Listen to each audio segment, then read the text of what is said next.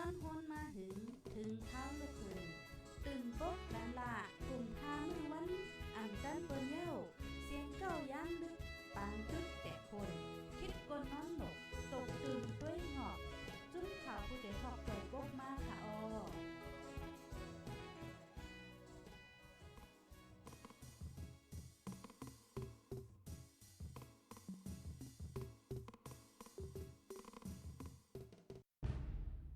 ผู้หันคู่ของแปลกหลักในอย่ายิบอย่าเตือนละมันจำเป็นคู่ของอันจังเตียคู่ของแปลกหลักเล็กๆสิดาจังเตียพงแห้งใหญ่ใกล้ลาดปันส่วนปันดุกอ่อนเด็กให้หมอเอาตัวรอดใจปันสายใจเขาให้รอดเพตา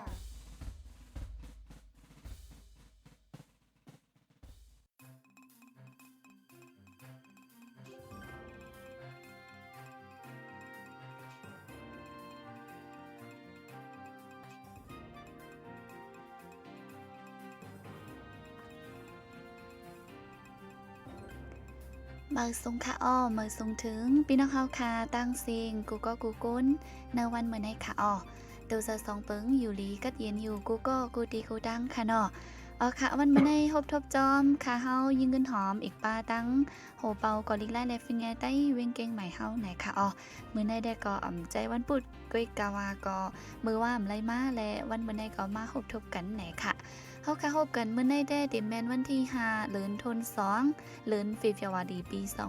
2026ดีเนอร์วันพัดไหนค่ะออกข้าวยามก็เป็น10 โมงไปข้าวยามดังเมืองสิงไทยไหนค่ะนอกก็วันพัดก้อยกาเป็นรายการแหลกลายอุบโอตั้งหูตั้งหัน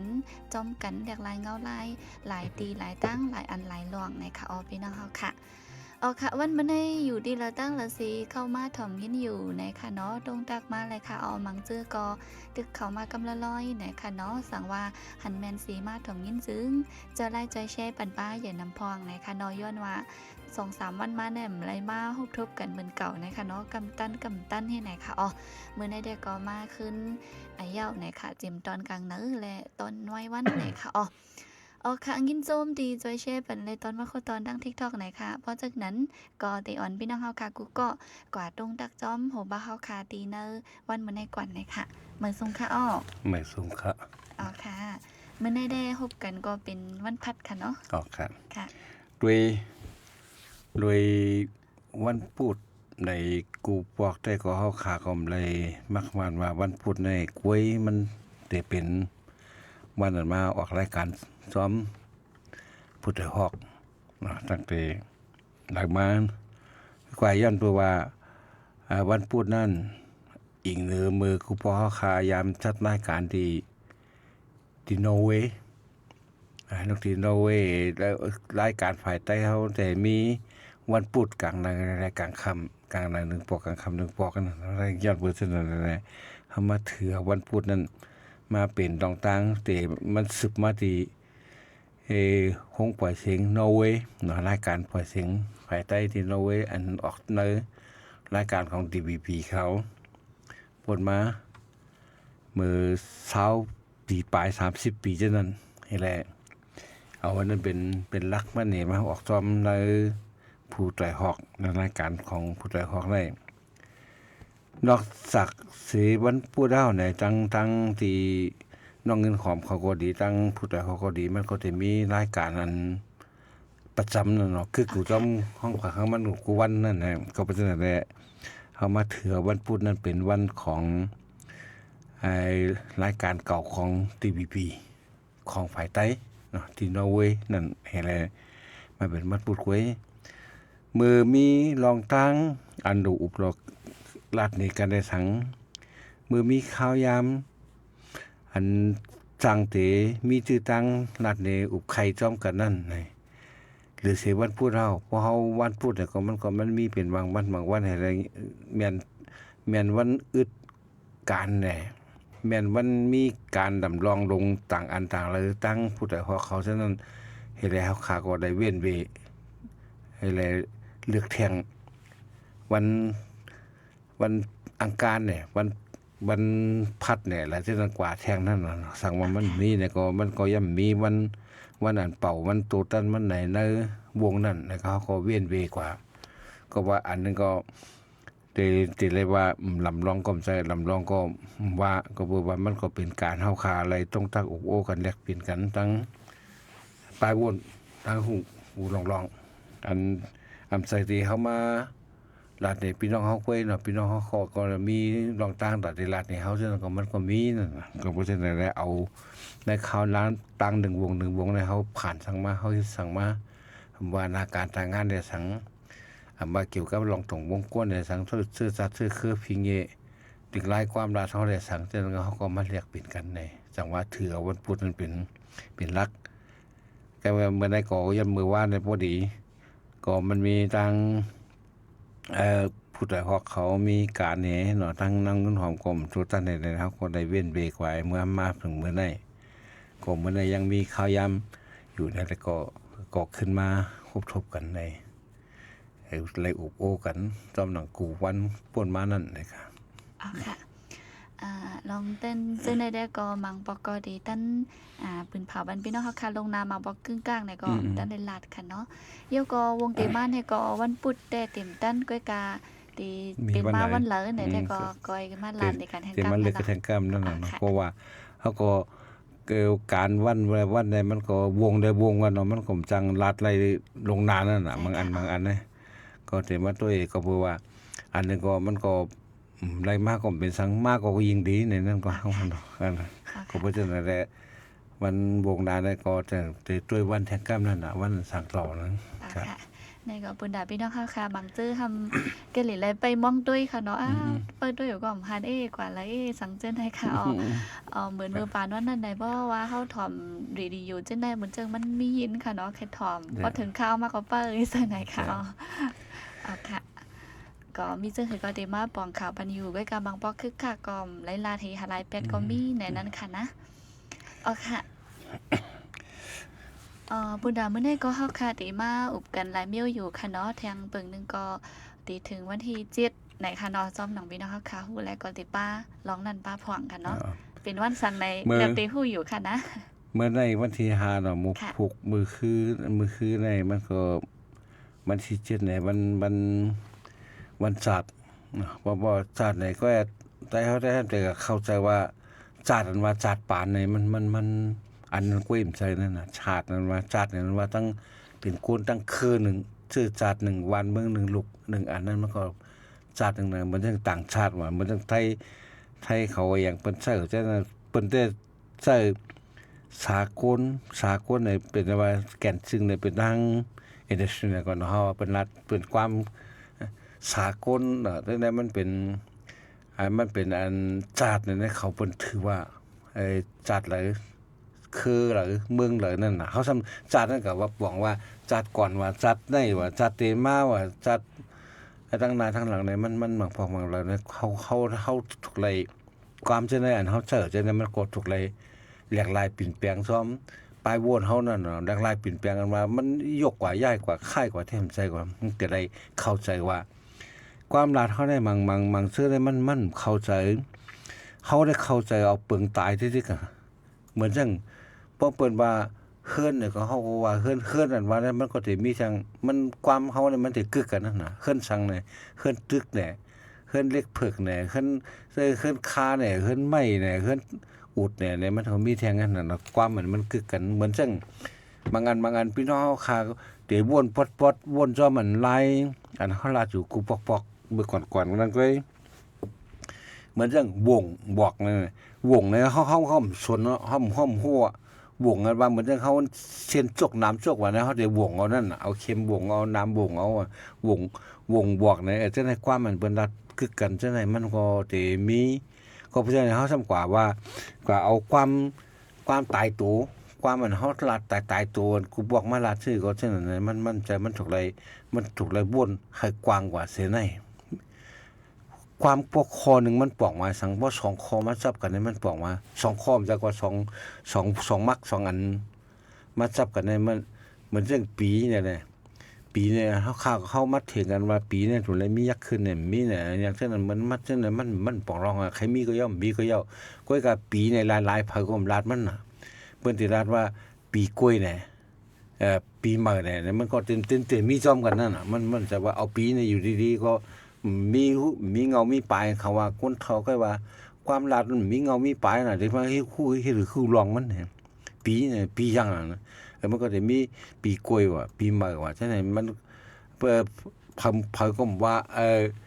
กว่ากาปีกล้วยรู้เพราะว่ากว่ากาปีใหม่รู้ปล่อยกว่ากาที่ปล่อยปีใหม่นั่นแหละมันก็ว่า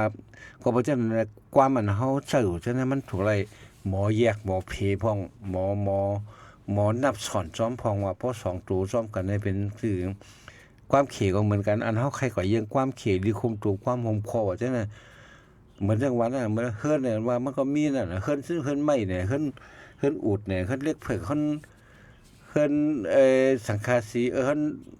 นอีหยังเฮือนตึกว่าอย่างนี้เฮือนเฮาว่าจังนั้นจังนั้นมันมีเพราะว่าเฮือนหลายๆเนี่ยมันก็ฮู้ว่าเป็นเฮือนอีสังนั่นน่ะเนาะเพราะว่าติรัฐลายหัวย่อยมันเนี่ยก็เพราะฉะนั้นความใต้เฮาเนี่ยมันนำเฮาสำหมอรัดนะเฮาสำหมอใจนำความเฮาเนี่ยมันมีนำสิตาเฮาสำหมอใจซ้อมนำบ่บ่ใจซ้อมนำเฮาก็มักเอาอันเดออันใดอันนึงก็เลยมาเถียงกันเถียงๆว่าฉะนั้นมันได้ร้องเพราะใครว่าคือว่าพี่น้องใต้เฮาค่าก็เสียงออกมันก็เหมือนกันเสียงนั่นน่ะใต้เหนือใต้ลือใต้แหลมใต้ขึ้นใต้เมาใต้แดงใต้คำตีว่าใต้เลือกเสียงนั้นก็ยังมีอันนอกเมืองก็อันลาดเหมือนเฮาจังนั้นแหละอันเสียงมันเปลืองอีดีเหมือนจัง12บรรณาเนี่ยเหมือนจังอาโหมอาสำเขาแหละอย่างจังนั้นมันก็อันเปลืองเงินก็มันมีทั้งนำนั่นน่ะใต้เฮาอยู่ในเมืองลาวใต้ลำจังนั้นก็มีทั้งนำใต้ขาวก็มีอันเฮายามเฮาเป็นใต้น่ะกันลาดบางอันก็มันอยู่ในเมืองเปิ้นมันเปลืองกว่าข้อความมันจังนั้นก้อยก็พวกเอาลักๆมันได้มันก็เหมือนกันนั่นน่ะเหมือนจังตั้งไทยตั้งเฮาเนี่ยเฮาว่าการเต้ๆเนี่ยมันการงานเนี่ยน่ะเพราะเฮาว่างานเนี่ยมันเหมือนเสริมใจความเฮาอ่ะคือเฮาสิว่าการเนี่ยก็เต้ๆมันการงานเนี่ยมันมาสำคัญมีการมีงานว่ะจังได๋เปิ้นเฮาถึงว่ามานั่นก็เปิดจังนั้นแหละพอเฮามาเอามักเอาความเฮาเนี่ยมันใจความเฮาอ่ะเนี่ยเป็นเอาว่าความเปิ้นว่าความอันนั้นคือใต้รัดตกกันเสียงๆนั่นมันก็ป้องกันเสียงๆกันน่ะแต่ป้องบางพอเฮาได้กับป้องทั้งเหนือเนี่ยป้องทั้งเงาเนี่ยป้องทั้งปลายว่าฉะนั้นมันก็สิมีนั่นน่ะก็เพราะว่าบางทีเนี่ยเฮาใช้เอาปลายมันบางทีเนี่ยเฮาใช้เอาเงามันเคลื่อนเยว่าจังได๋เคลื่อนมีนาเคลื่อนตาเยว่าจังนั้นมันก็ป้ามานั่นก็เพราะฉะนั้นแหละเฮาอย่าไปกว่าใจคินใจมักไว้อันนึงอันเหลอไว้นั่นมันไปความเงาความจังมันก็มีการมีงานว่าปล่อยลามงานว่าจังนั้นมันจังบางอันก็เฮาก็มีความเฮามันมีมันหายกว่าเพราะมันหายกว่านะเขากว่าเก็บเอาเฮาอยู่จอมมานเขาเก็บเอาความมันมาใช้อันอยู่จำไทยก็เฮาก็เก็บเอาความไทยมาใช้ก้อยกะบ่มาตัวในไทยเนี่ยทั้งไตยานกว่าโยนกกันมาเป็นโยนนั่นเฮาว่าแต่โยนกเป็นโยนก้อยกะความมันเขาเหมือนอันเป็นปื้นเมืองเหมือนกันในมีตั้งนำนั่นน่ะความไทยเฮาอันหายกว่าเฮานั่นเขาอยู่จอมมานมา7-8 ปากปีก็ในความเฮาก็ลืมไปแล้วเพราะเฮามาลาดในกันมาลาดจอมอันนั้นก็เหยียบขี้ไทยว่าเหยียบขี้มานน่ะกุมาเน่เก่าเมื่อเน่เก่าเน่เมื่อจังก็มันจะพ้องกันเฮาสิมาเทียบตัดกันได้มื้อไหนมันก็สิเลยใช่กว่ารอดีจังไหนนั่นน่ะอันรอทางเขารอนั่นน่ะเพราะเฮาป้องกันก็ย่อนะอันนั้นปึงลงมันก็เป็นได้ลองความจังได๋เหมือนชาตินั่นว่านะจัดมามันจะจัดมึกจัดก่อนจัดไหนวะจัดปานพระเป็นเจ้าว่าจัดปานนั่นจะได้มันจะจัดคือต่างชาติเนี่ยเพิ่นว่าต่างชื่อต่างคืนนั่นต่างวันต่างเมืองก็วันจัดวันจัดจึงใต้เฮาเนี่ยเดี๋ยวมารัดยาวๆทีเดียววันชื่อจัดจึงใต้ว่าเนี่ยผมรัดยาวๆก็มันเข้าใจกันที่จริงวันเพิ่นเอาวันจัดเนี่ยวันจัดเมืองใดนั่นวันจัดใต้นั่นวันจัดนั่นมันเฮาบ่มาตั้งแต่เฮาขาแต่มันไหลเฮามีมาเจ็บมึกอ่อนนาแต่เอาก้อนขอยาวเนาะตั้งแต่วันที่7วันที่6เนี่ยเฮาขาได้อุบกันในผู้ใหญ่ก้นหลวงดังเจ้าฟ้าเขาผู้ฮักเสื้อฮักศาสตร์เขาได้อุบกันได้ใจกันได้เฮาเกิดออกมามีวันจัดมาอ่อนตังวันนั้นบอกว่าวันเฮาพร้อมโฮมกันวันเฮาคั่วไหลใจกันวันเฮาขอดมันปันใจกันได้นี่การฮักจัดออกมานำใจเฮาออกมาในจังว่าวันจัดวัน วันซื่อสัตย์ถึงไตเนี่ยเขาขึ้นมาเหม่เอาดังมาเมให้มันกว้างแล้วก็น่ะทีเดียวในเพราะว่ามาตัววันสัตย์เนี่ยมันบางเมืองก็เขาก็เอาเหมือนเรื่องวันรอดยาวก่อนขอวันเมืองก่อนขอเนี่ยนั่นเขาก็ว่าวันชาติอันนั้นก็เฮาไปมีเมืองก่อนขอเฮาซ้ำมาเอาวันเมืองก่อนขอในวันเมืองก่อนขอของเมืองโฮมตุงไว้เมืองโฮมตุงเนี่ยเพราะมันก็มาตั้งเฮาเลยไหว้เสียเฮาเลยอุบกันเฮาเลยเกิดออกมาวันชาติวันซื่อสัตย์ถึงใต้เมื่อวันที่7เดือนเฟบรุรีนั้นเฮาก็มักมันกันที่นั่นเฮาก็ปกตุงจัดออกมาเอาต่อเรียกว่าสืบอุบกันทางเนื้อปางกุมปางดงปอกที่2เฮงกับบัก47นั่นแหละถึงมาวันที่12จังได้เลยมาไล่ใจกันทางว่าเฮาสิโฮมกันเอาแล้วก่อนขอสร้างเมืองโฮมตุ้มในเมืองโฮมตุ้มนั่นก็มันก็เมื่ออันตั้งนั้นมันก็ได้หมายความว่าเมืองโฮมตุ้มของมันของใต้ของเชียงเท่านั้นเนาะเมื่อพอถึงเมืองโฮมตุ้มมาเนี่ยก็มันก็เป็นเมื่อได้ว่ามาได้ก็กำวันเมืองของตื่นดอกเสียวันเมืองตุ่มมาเลยรอแล้วก็ขอวันที่เอาวันที่4นั้นว่าวันชาตินั่นน่ะวันที่4เดือนJanuaryนั่นเขาว่าวันชาตินี่วันเมืองโฮมตุ่มได้ก็เขาก็เป็นที่จริงได้เขามั่นใจคืออะไรมันเปลี่ยนมาแล้วมันเปลี่ยนปืนเอาได้เขาก็จังเฮ็ดคือแล้วเอาไว้ว่าวันเมืองโฮมตุ่มมันวันนั้นวันเมืองโฮมตุ่มวันนั้นมันตาปวนดอกเมืองเขาตาต่างชาติต่างเคยเขาได้มันก็มีความหมายมีที่ปวงสังนั้นใครอันนั้นมันเข้ามามันเป็นความอันมาอ่อนวอนเอาใจเขาไว้ว่าวันเมืองโฮมตุ่มเฮานั่นน่ะว่าเมืองโฮมตุ่มเฮาโฮมกันเป็นอันเฮาอยู่ด้วยกันพร้อมโฮมกันเป็นเมืองโฮมตุ่มอันเดียวกันนั่นเป็นความเอาใจเขาไว้ติเตมันไว้เมืองโฮมตุ่มได้ไว้สิอันไหนเดวินยึดอำนาจกว่าเฮงกระบัก62อย่างก็มันเมืองโฮมตุ่มเฮาก็บอกว่ามันเมียวเมืองโฮมตุ่มก็บอกว่าดูหลวงปองซึ่งก็เดวินเอาศึกมันมาปกป้องว่าถึงว่าแต่ก็ยึดหลวงปองซึ่งใส่ในนามของอย่ามาสุสิลันสินบาดีนี่ดันสิของสินบาดีว่าฉะนั้นมันก็เอาเป็นของที่ซึกกว่านั่นน่ะเหมือนยามปวนมาก่อนนาติเลือกตั้งมีหนองไหลนั่นน่ะมันก็เป็นศึกมาปกป้องไอ้ก็เมืองแต่ไรว่าเมืองโฮมตุ่มเนี่ยมันก็เลยลูกกว่ากันนะเนาะเพราะว่าอันเตเนี่ยมันก็บอกว่าพอยึดอำนาจแล้วบอกว่าปึ้งถึงเมืองก็เขาเสีย18แล้วนะเมืองปึ้งเห็นกับบัก47ก็เขาย่า18เนี่ยมันก็มาเฮ็ดเป็นปึ้งถึงเมืองของในงานเราเชียร์อุบัติในของมันมีทางของกล้วยมันนี่แหละเมืองโฮมตุ่มของเฮานั่นก็บอกว่าคิดชื่อมันก่อนนั่นก็เป็นอันยอมใส่กันให้ตัวไทยมาใจลีนั่นก็เต้มันมีเพราะว่าเมืองโฮมตุ่มแล้วก็มันก็ถูกไล่โคมกันพร้อมกันนั่นแหละปกป้องซึ่งเมืองนั่นน่ะเนาะภัยลงปองซึ่งภัยห้องการลงป้ายเมืองว่านอกจากจอมพ้องหลวงมันก็จะจอมซึ่งมันก็จะมีภัยน้ำพ้องลงภัยนั่นภัยได้เนี่ยมันก็จะได้เมืองโฮมตุ่มเนี่ยมันก็จะได้มีเช้าคืนนั่นน่ะก็กับตั้งแต่ในวินเย็บอันมาเช้าคืนมันก็มีเอาเขาก็เอามานเขามาใส่มาเตียนหมดว่าห้องการแล้วลงในฐานะที่แล้วก็เขาก็เอามาใส่ในหงการพ้องงำวันเมืองกว่าให้ก็บอกว่าเมืองโฮมตุ่มมันก็เบี้ยวในเจ้าคือว่าอย่างเช่นก็จังว่าเลยถูกติ๊กเตียงขี้เน็กติ๊กเตียงป้วนเปลี่ยนดูหลายให้แล้วเขาใครเฮ็ดสังก็เฮ็ดเขาใครออกกฎหมายซึ่งก็ออกมาต่อถึงมันก็จังมามีการลุกพื้นมาห้องเผาห้องมันกูเจอกูคืนในเมื่อในเดือนเฟบรุรีในวันที่7นั่นก็มันอีกหรือวันเชื้อชาตินั้นเฮาก็ยุ่มย้ำนับถือเอาเป็นลักเอาเป็นแห้งใจเฮามาวันชาติไตวันชาติจึงไตนั่นเข้ามา79ปีไหนเนาะเข้ามา79ปีแล้วพอเฮามาด้วยในเงาลายของเฮาการลุกพื้นของเฮาการเฮ็ดสร้างของเฮาว่าจังได๋ก็ต่อถึงวันนี้มันก็ตึกเหมือนเก่ามันลังไว้นั่นน่ะมันไปหันแยกลายสั่งมาว่าการพร้อมโคมว่าการ มักมีดีเป็นว่าการวานการเมืองการเจรจากันหรือเสการฟิงเงเฮาอันกึดข้างอันกึดอะไรๆอยู่หรือเฮ็ดอยู่ที่กันไม่การฟิงเงเฮาไว้เนาะการเล็กไล่ไปกับเฮาความรัดความสาเฮาเนี่ยก็ยังใครเหมือนจังว่านั้นน่ะมันก็มีปัญหามันก็ยุบย่อมกว่าอยู่เมืองไทยเมืองมาเนี่ยมันก็มัดกลุ่มมัดเถียงกันเอาว่าหารว่าหาราชใครความจะมาเถียงกัน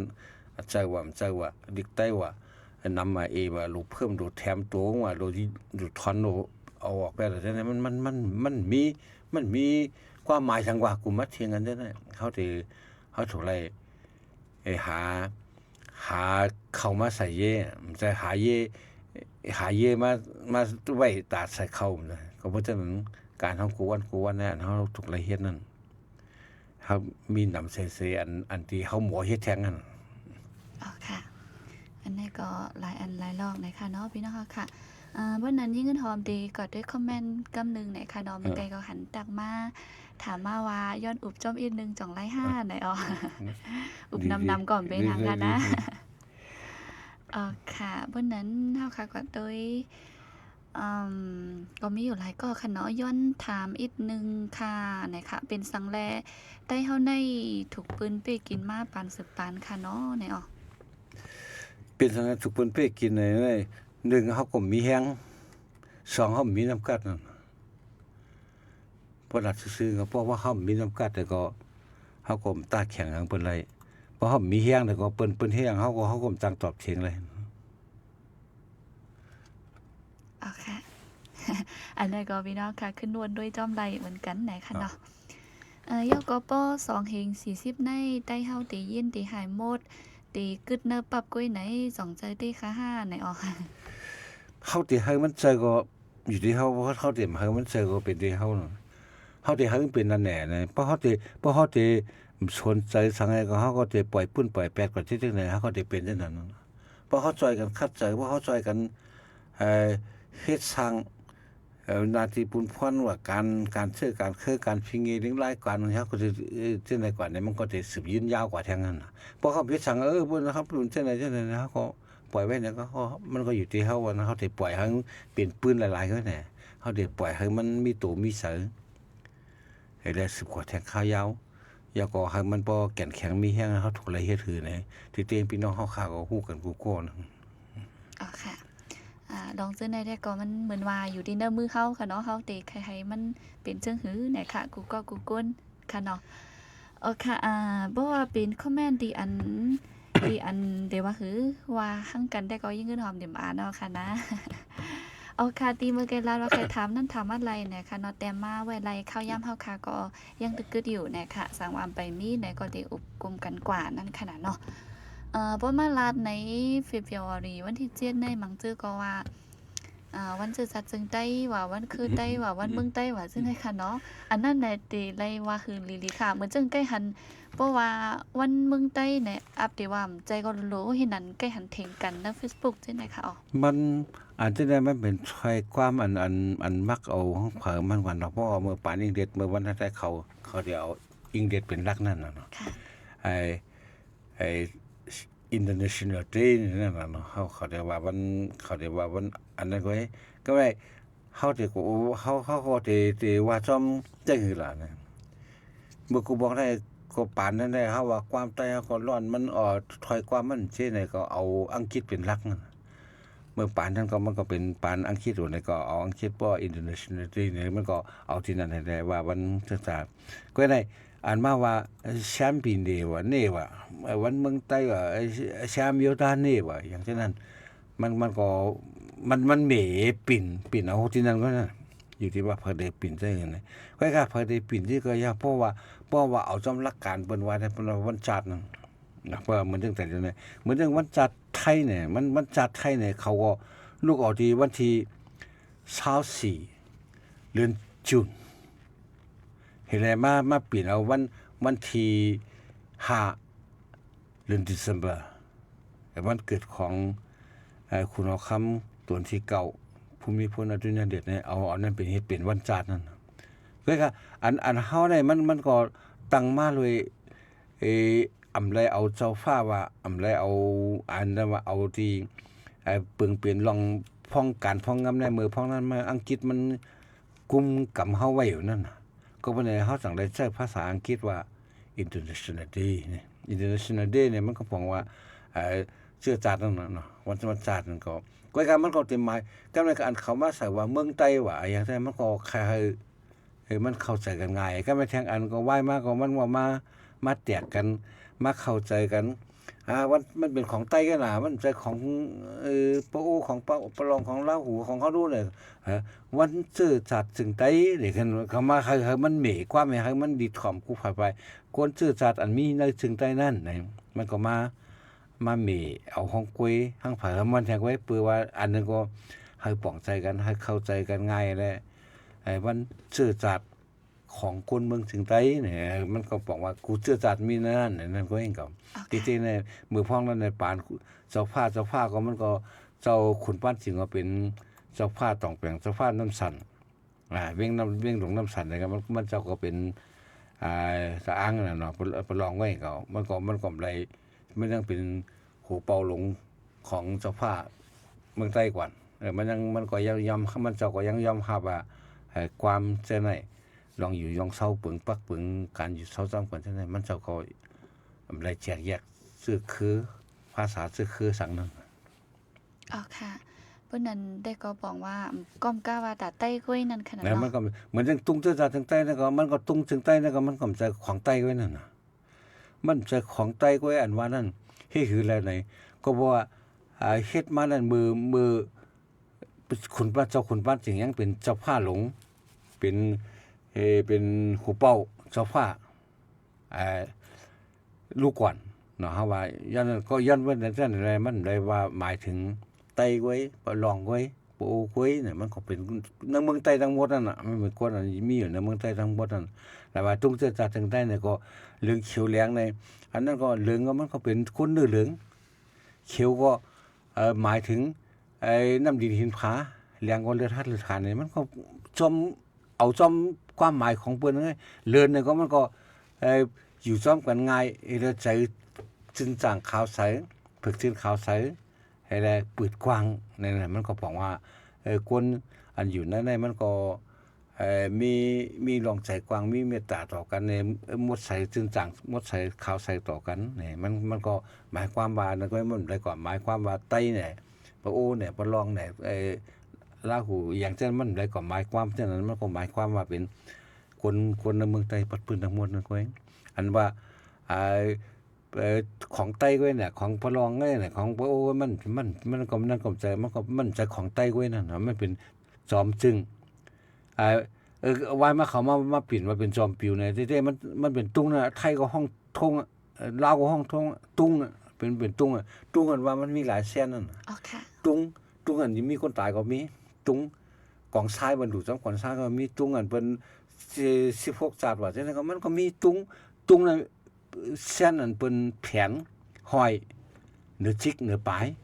เพราะว่าจอมเนี่ยมันสองอันเนี่ยมาไก่สู้กันจังเป็นจอมนั่นก็ครับได้ภายในเข้าใจชื่อก็มันเป็นสังว่าเขาก็จะเอาเสื้อเปลือกเอาเสื้อไหนมาเกมาตอบมาเถียงกันมันก็ไหลรองต้องป่องสังนั้นก็ตุ้งในมันตุ้งจาดมันเป็นอันนั้นใจเกี่ยวมันเป็นของเชื้อชาตินั่นน่ะเป็นของเชื้อชาติตาเชื้อชาตินั่นนะ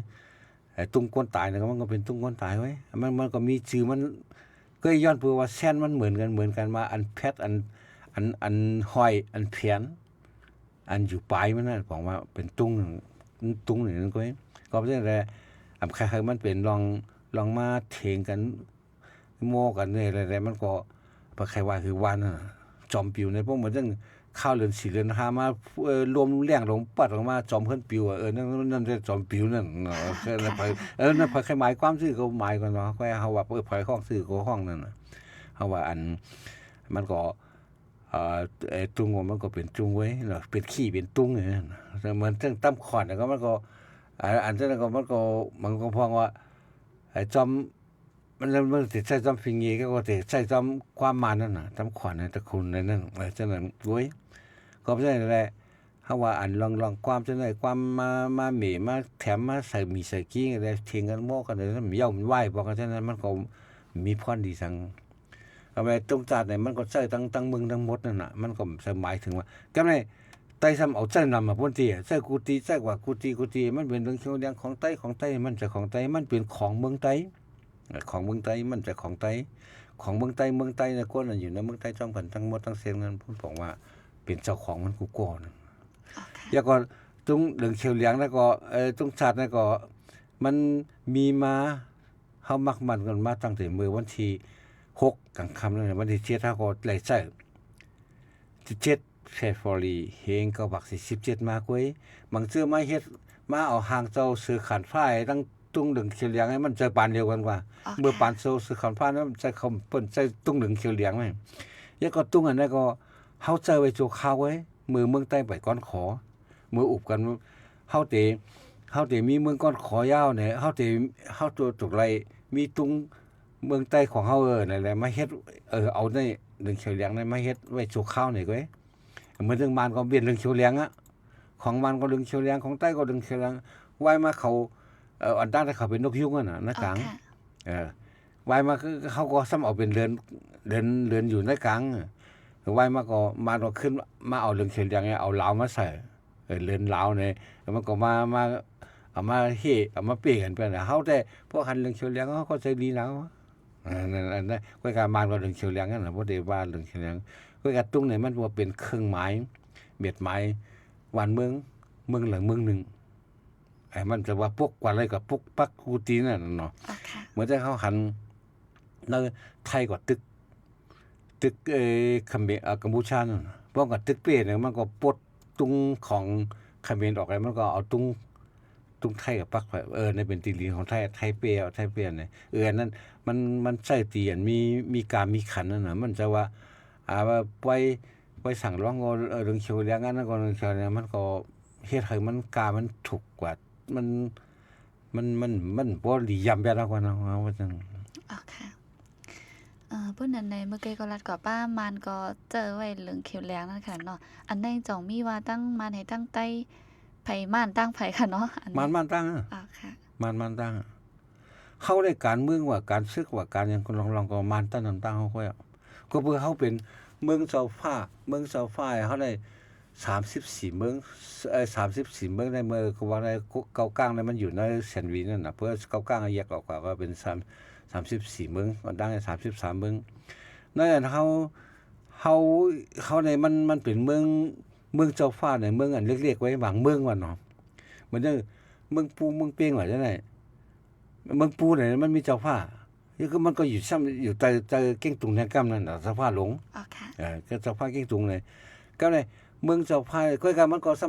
ำพวกป๋องของมันของกุ้ยเก็บขวัญเก็บสังพวกป๋องนาขึ้นของกุ้ยน่ะเหมือนนั้นน่ะก็อันนั้นแหละซึกกันมันมีซึกมันก็มีฝ่ายห่มลงของสภาของฝ่ายมันกันก้อยเพราะมีฝ่ายห่มก็ได้เผื่อต่อถึงมาลงลายมือหรือคมปลายแล้วหรือคมหมายปางลงในเจ้าผ้าเขาบ่เตรียมมาเสียงกันน่ะอะไรมากูเวียงอะไรมาลงลายมือก็ปูว่าป้อมลงลายมือป๋องว่าเมืองนั่นน่ะไปปางมึงราคาไปมาลงเนี่ยก็บอกว่าราคาไปมานั่นราคาไปพร้อมนั่นบอกว่ากูเบิ่งก็เจ้าภาพกูเบิ่งก็อะไรมาลงลายมือก็อันมาได้มีอ่องซันก็เหลียวกันล่ะมาลงลายมือก็บอกว่าอ่องซันเนี่ยมันเป็นต่างตัวมึงมาเนาะยาวที่อ่องซันไว้อ่ะเฮาได้เก่งตุงก็ต่างตัวแซนวีก็ต่างตัวเมืองนายเลยนะจังว่าเจ้าภาพเมืองนายก็ลงมาลงลายมือเจ้าภาพเก่งตุงลงมาเจ้าภาพแซนวีก็แต่ละมาเนี่ยบอกว่าเมืองเฮาเมืองนั้นไหนเฮายังมันอยู่ในเมืองใต้หนังกันไว้มันเป็นเมืองเจ้าผ้าเลยมันอยู่ในเมืองใต้หนังกันเลยบอกว่าเจ้าผ้าเมืองไหนเมืองหนึ่งไหน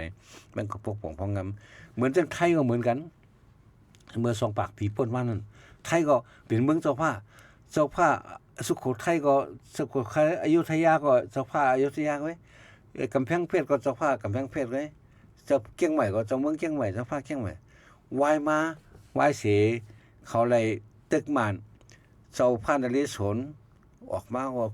ขึ้นมาอำเย้าอำเป้ไปเย้าไปตูต่อถึงมาอันนี้เจ้าพานตากสินได้ขึ้นมาตึกแทงต่อถึงบ่ในระยะก่อนขอไหว้มาก็เพราะว่าหมดป่านเจ้าพาตากสินกว่าเนี่ยก็เขาคุณคำตัวทีนึงพาที่จุฬาเนี่ยจังมาตั้ง เขามาคูบเอาเมืองในเมืองไทยเสียงๆว่าในเมืองไทยขึ้นแล้วเอามาคูบเอาก็เอามาเป็นเมืองสยามเอามาเป็นเมืองสยามในเอามาเป็นเมืองสยามนะครับแล้วก็มาตั้งเมืองเหลอแต่ย้อมป้องเมืองเหลอเขาซ่อมแล้วก็หลุดตึกเอานั่นบอกว่าเกี้ยงใหม่แล้วก็เดี๋ยวมาตึกเอาเกี้ยงใหม่ก็ย้อมเขาซ่อมแล้วก็เป็นเมืองสยามกว่าก็ในเมืองสยามนึงก็ในอยู่มาสมัครชื่อเป็นเมืองสยามก้นเป็นก้นไทยเนี่ยมันเพราะฉะนั้นในเมืองผมใส่เมืองของสยามผมใส่ของเมืองไทยรู้ก็ได้เปิ้นก็จะไม่หิมกันก็พออยู่ก็มันก็จะหิมเอาจากว่าก็ได้เขามาเปลี่ยนแปลงเป็นเมืองไทยนะลูกตีเมืองสยามมาเปลี่ยนเป็นเมืองไทยเปิ้นให้เปิ้นเป็นเฮาเปิ้นให้เปิ้นเป็นลูกตีเมืองเจ้าพายก็มาก่อกลุ่มกันให้เป็นจึงเมืองอันเดียวกันเนาะมีหลวงบองจึงกลางมีขุนหัวค่ำเป็นเงากลางมันกำในใต้เฮาได้ต่อถึงว่ามันลงลายมือหรือคมบางลงหรือคมหมายบางลงเฮาตึกเป็นเมืองเผยเมืองมันอยู่จะอยู่เฮาเป็นเมืองเกียงตุงเฮาเจ้าพายเกียงตุงเฮาก็พวกปองพองงำวันเมืองเกียงตุงก้อยกาเฮาเลยพวกปองเกี่ยวกันทั้งเมืองใต้ทั้งหมดก็ตึกกุฏิก็เป็นเมืองใต้อยู่ไปอยู่ในเมืองใต้อยู่ความเฮาก็ลาดเหมือนกันอย่างเฮามีเกิดกับการพวกปองการพองงำการเก็บขวัญแค่ทางก็เป็นตีฝอยตีมันไว้เขาไปเป็นอันหนึ่งอันเดียวกันไปมีหลวงบองจึงกลางนั่นน่ะไปมีหลวงบองจึงกลางก็ว่าอะไรมาในเมียวล่ะอองซานก็เหลียวกันมาลงลายมือเขาได้ตึกเป็น33เลี้ยงซึ่ง34เลี้ยงเจ้าผ้าอยู่ก็เป็นนั้นแหละเจ้าผ้าเขาจังได้กว่าเต็มลงไว้กับลงลายมือที่คนมาปางลงแต่ตัวไทยตัวมาได้ก็มีอองซานก็เหลียวกันก็เพราะฉะนั้นเขาในเหตุการณ์มันตันเปื่อนเขาตกดินเปื่อนการเมืองในอองซานเพราะว่าพึกการซึกตีญี่ปุ่นมาเขาได้ห้ามไปเขาได้อังกฤษเข้ามาจังเป็นซึกจอยอังกฤษได้เป็นกว่าเฮ็ดเป็นซึกอังกฤษได้จอยอังกฤษตึกจังได๋ญี่ปุ่นจังได๋ก็จอยอังกฤษได้ตึกญี่ปุ่นจังได๋แหละจังได้เป็นผู้ฮัดงานมาคาฐานมาในอังกฤษก็มีมานั่นน่ะก็เพราะนั้นแหละอันวันมื้อไหนเมืองใต้อันมาเนี่ยมันเป็นชื่อมันไว้มันใจของใต้อันเดียวนั่นน่ะเป็นก้นอันเกิดในเมืองใต้เสียงๆนั่นน่ะเป็นก้นอันสาติอันเกิดมาอันมีมาในเมืองใต้อำใจสาติและผู้ติอันมันแทงกันผู้ติแต่คนมาอยู่หลังๆอ่อนตั้งเขามีกินข้อกินแก่นั้นว่ามานเต็มแล้วเอาก้นเมืองมานเต็มแล้วเอาซึกมานเต็มแล้วเอาก้นเมืองมานเข้ามาอยู่ในเมืองใต้ก็เต็มแล้วเข้าไปอยู่เมืองมานแล้วก้นซึกแล้วก้นเมืองก็อยู่ก็เพราะว่าเมืองใต้ก็เต็มแล้วเป็นใต้แล้วเขามีข้อกินแก่นกันไว้ตั้งสมตั้งความที่นั่นเสร็จแล้วก็เมื่อเขเผือกเข้ามามันปล่อยเขเผือกเข้ามาเนี่ยก็เลยเขาเนี่ยมีซึกเนี่ยมันเตมาจอยเขาแกะเขเผือกเตมาจอยเขาลืบเขเผือกในเขาสามารถเอาซึกเขาเข้ามาเมืองใต้มาตักก็เลยเปิดก็หาไล่อันนั้นก็หาตั้งแต่เดี๋ยวมาจอยคิดลืบเขเผือกวันนั้นก็เขาก็ซึกเขาเข้ามาตั้งตับตั้งตายมันขึ้นไปเนี่ยก็เจ้าผ้าก็พอเตป้าในพ้องลงเตป้าในการพวกปองพ้องงำซึ่งเมื่อไงตัวเลยปดตำแหน่งเจ้าผ้าเพราะนั้นมันสูงอะไรมันจังอยู่ร่วมกันมันจังให้การร่วมกันเนี่ยจะเห็น9 บาท 59มาเขาปดอำนาจเจ้าผ้าแต่เจ้าผ้าว่าเจ้าผ้าได้ก็ว่าวางอำนาจปันคนเมืองน่ะค่อยการวางอำนาจปันคนเมืองจนถึงมือคนเมืองมาหนักกว่าไปเลยแต่ว่าไว้มาก็ก็ได้อันฉบันมาจ่อยอันมาโยเจนี่ก็ฉบันมาจ่อยซึกอันมาเฮ็ดไข่มาเฮ็ดพูดคนขาดเฮ็ดไข่ในเมืองใต้นั่นน่ะมันก็ซ้ำเอามาจ่อยที่มาเนี่ยมันก็มาปั่นใต้ซ้ำว่าเจ้าผ้าเสือมันมาเสือเอาที่เจ้าผ้ามัวเราเนี่ยใต้ก็วางเจ้าผ้าที่นั่นแทงกำนั่นน่ะเจ้าผ้าเอาเงินมาเสือที่เจ้ามันเอาเงินมา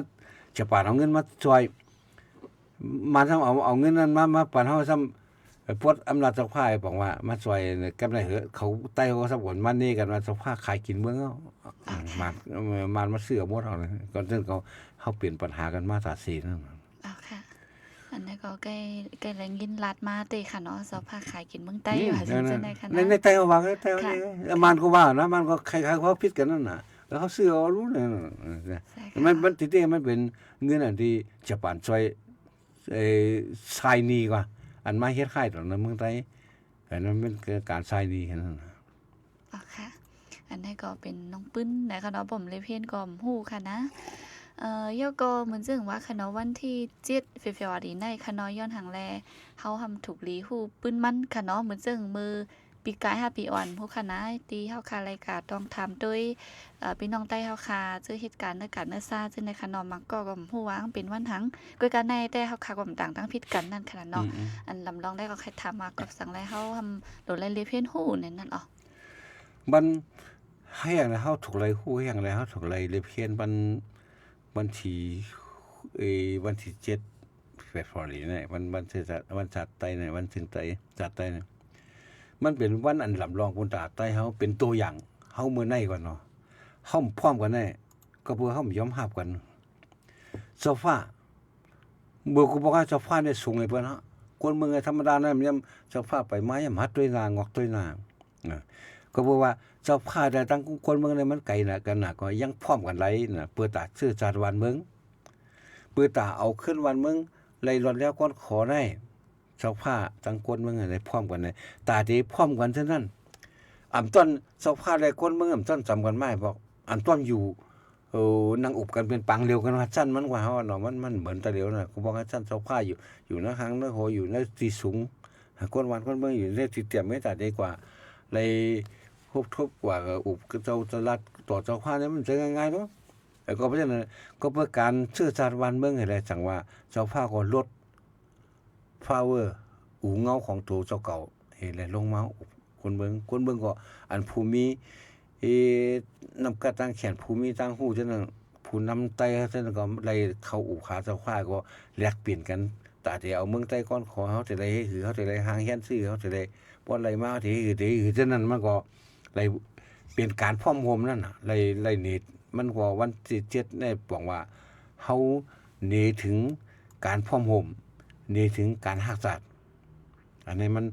ตีป่วงมันความหมายมันหนีถึงการรักษาและการพ่อมุมเฮาก็เพิ่นนั่นแหละเฮาวันเหมือนได้เฮาคนตั้งหลังมาวันเหมือนได้เฮาถูกเลย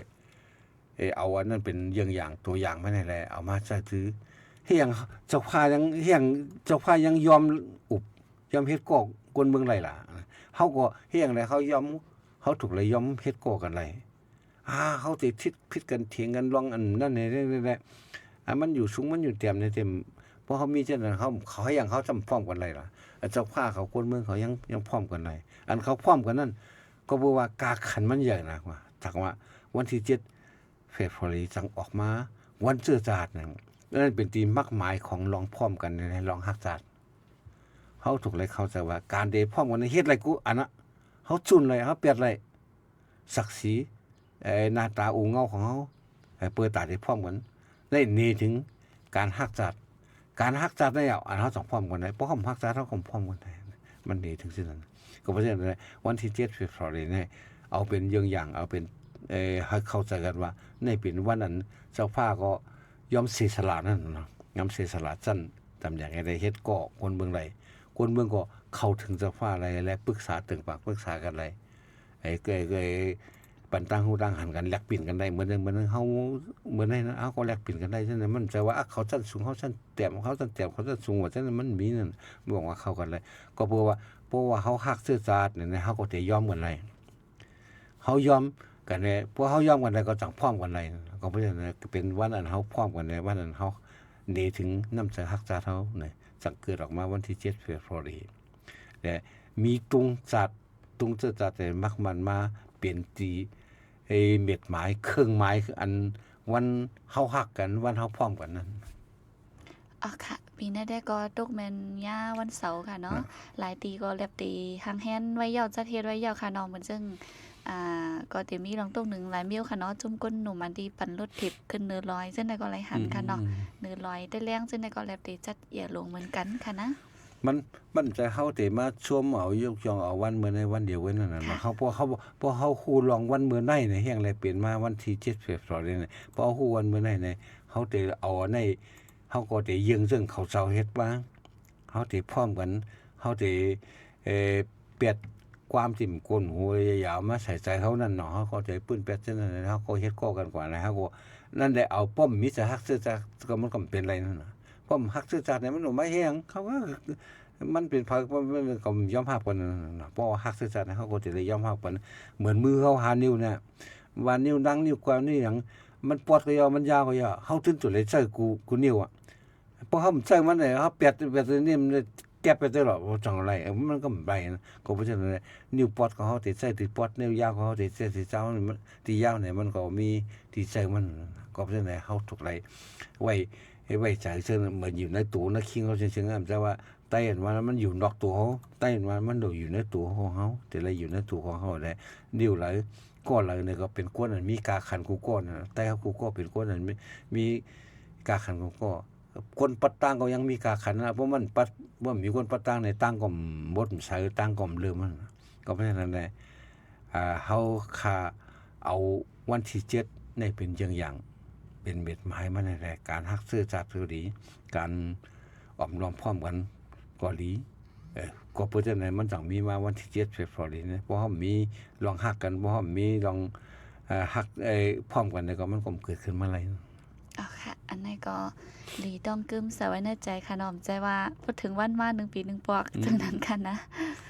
อ๋อค่ะปีนี้ได้ก็79อ่ะค่ะน้อง79ปีอ๋อค่ะติแล้วว่าหึงตีหนังว่าค่ะเนาะเหมือนจังมานั่นน่ะใน79ปีเนี่ยมันหนีถึงมาลองฮักษาเฮามีมาในลองไต่เฮาพร้อมกันมาในเป็นเป็นพร้อมกันว่านั้นมันจะพร้อมกันหลายๆนั่นมันบอกว่ายอมพร้อมกันเนี่ยมันก็ยอมศักดิ์ศรียอมอีหยังอูเงายอมเฉลี่ยแล้วว่าซั่นก็หน่อยยอมเฉลี่ยให้มาพร้อมกันได้บ่กูนั่นก็สังได้ยอมได้ล่ะก็เพื่อฮักษาก็เพื่อเขาฮักซื่อสัตย์ของเขาได้เขาสั่งยอมกันได้ก็ว่าในวันศาสตร์อันนั้นก็มันก็บอกว่าตาซื่อสัตย์เขาทั้งหมดนั่นมันจะจัดก่อนจัดพระเป็นเจ้าจัดอรองมันจะจัดอันนั้นก่อนเนาะวันศาสตร์นั้นเฮาถ้าใจกำนำเฮาได้ก็เขาเจอว่าจัดอรองจัดตุ๊กตาจัดอะไรอย่างนั้นมันใส่นั่นน่ะเฮาจัดเขามันเป็นอย่างมื้อนี้ค่ะอันนี้ก็เกี่ยวเลยวันที่7อันเดถึงในนะคะเนาะอะไรมาอุบกันกว่าในวันมื้อนี้ค่ะอ้อพี่น้องเฮาค่ะมังจื้อก็หันเต็มๆหมดๆอยู่ค่ะนะบินสั่งค่ะเนาะเต็มอะไรมาเบียผิดถูกกันมันเนาะมีใช่ค่ะซึ่งคือก็เขาก็อุบกันกว่านั้นขนาดเนาะก็มีผิดถูกย้อนว่าตั้งหันถึงมันก็จังเบิ่นกันได้หมดในนั้นค่ะเนาะอยู่วิ่งเหลือสิถอมอยู่นะคะเอางิ้นจ้งค่ะดีอันดีต้องตักมากก็กำหนดได้ละลัดกว่าเย้าค่ะเนาะแลเหมือนซึ่งว่าค่ะเพราะเป็นข้อความอันดีเฮ็ดให้เฮาค่ะดีว่าหือดอกแดกกันได้ก็เฮาคำไปลาดเอาค่ะนะอยู่วิ่งเหลือสิถอมงิ้นส้มค่ะตั้งอยู่จุบนะคะมันได้ก็ถอมไว้นำอยู่ค่ะเนาะวันนั้นวันได้เข้าย่ำก็ซิงก่อยเย้าไหนค่ะเนาะ1ชั่วโมงไหนค่ะเอามาหบทบอุบโอ้กันหลายอันหลายรองไหนค่ะตอนดา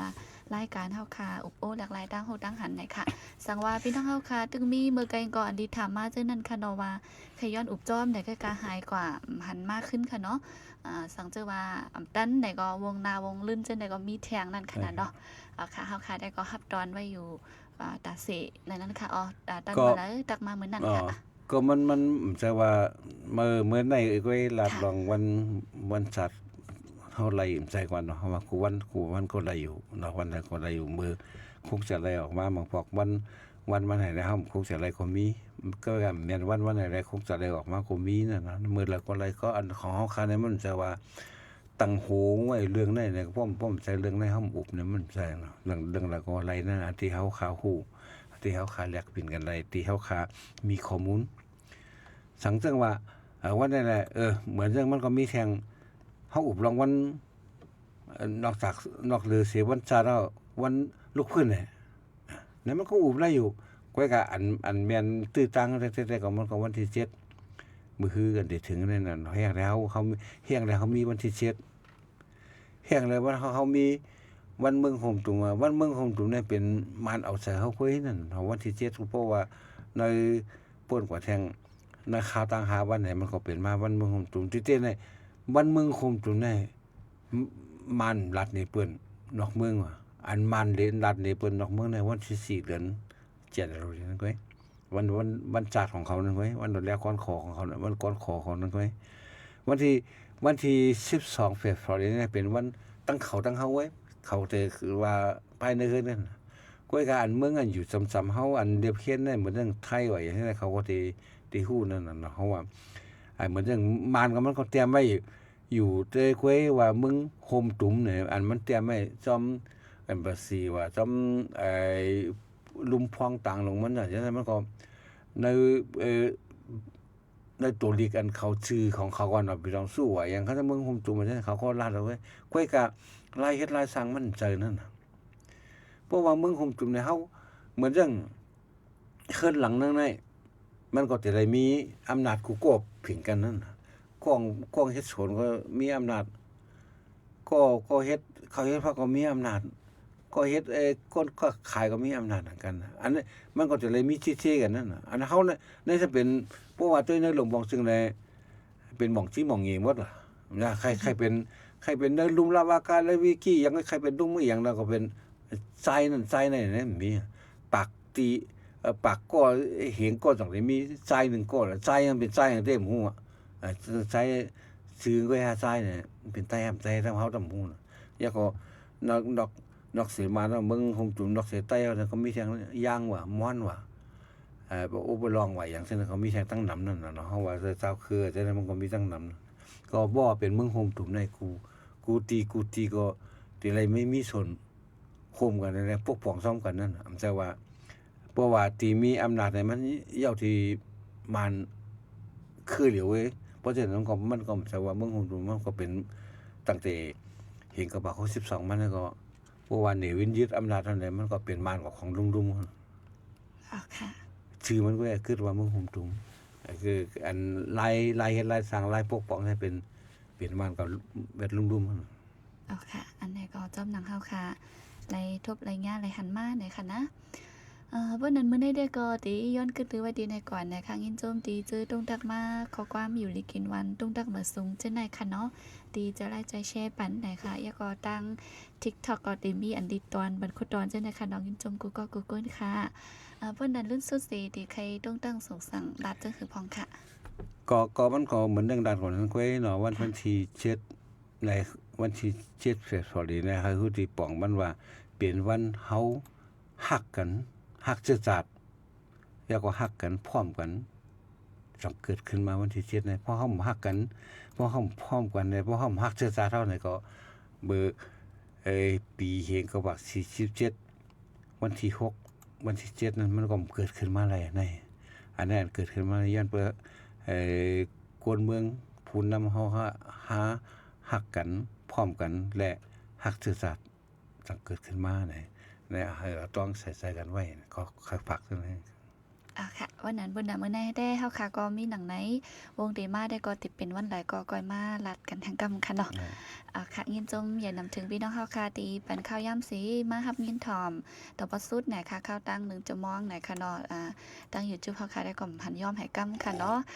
ก็ยินจมอย่านำเหมือนกันดีจื้อต้องตักมาพนักหันถึงต้องถามจื้อในค่ะเอาเหมือนว่าเฮาค่ะก็มีรายการอยู่กูวงนั่นแหละสังว่าและอุบจ้อมมื้อในก็มีแชงมื้อนามาไหนค่ะเนาะอุบโอมาน้ำก็ยินดียินจมหับตอนไหนค่ะวันนั้นก็ได้ย้อนสู้บันพี่น้องเฮาค่ะให้อยู่ลีกัดยินทำเขียนหายเยอะไหนค่ะพบทบจ้องค่ะเฮายิงเงินหอมแทงเพราะว่าไว้วันเนอแก3 โมงถึง3 โมงครึ่งเนอตอนข่าวไหนค่ะเนาะ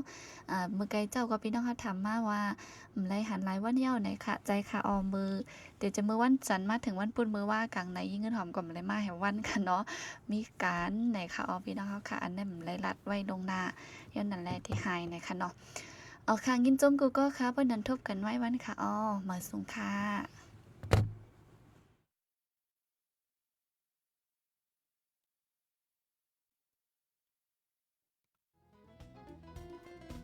ผู้ดยหอกคานปากพาวฝากดังตู้เสียงโหใจก้นมึง